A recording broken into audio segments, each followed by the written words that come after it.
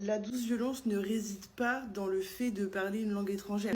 J'ai deux parents qui n'ont pas la même langue. Ça n'a jamais été une violence pour moi. Par contre, ce qui était une violence, c'est quand mes parents parlaient exprès en anglais en l'occurrence, parce que ma mère est allemande, elle comprend très bien l'allemand et le français. Mais par contre, l'anglais, quand j'étais petite, je le comprenais pas beaucoup. Enfin, comme tout le monde, j'avais un niveau scolaire, quoi. Mes parents faisaient exprès de dire des mots en anglais ou d'épeler des mots en français, parce que je savais pas encore lire et écrire, pour que je ne comprenne pas de quoi il s'agit. Soit parce qu'ils voulaient parler de sexe devant moi, soit parce qu'ils voulaient parler d'une surprise qu'ils préparaient pour moi pour plus tard. Ça pouvait être des choses négatives comme positives, dire que j'avais fait une bêtise, me balancer l'un à l'autre. Ça pouvait être plein de choses. D'ailleurs, que ce soit positif ou négatif, dans les deux cas, je le vivais mal en fait. Le fait qu'on parle de moi devant moi, c'est là qu'elle réside, la douce violence. Aucune excuse en fait. Tu envoies un message au papa ou à la maman en disant ce que tu as à lui dire sans que l'enfant puisse entendre. Parce que oui, les adultes ont le droit d'avoir leur jardin secret, ont le droit de préparer des surprises à leur enfant si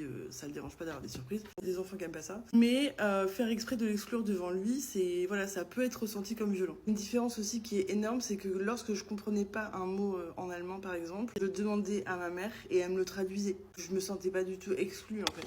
Par contre, lorsqu'elle disait un mot en anglais ou quand elle épelait un mot en français et que je lui demandais la traduction, elle voulait pas me le dire puisqu'il y avait un secret. Les parents, vous avez assez de moments sans les enfants pour ne pas en parler devant les enfants. Parlez-en quand ils dorment, parlez-en par texto, enfin voilà.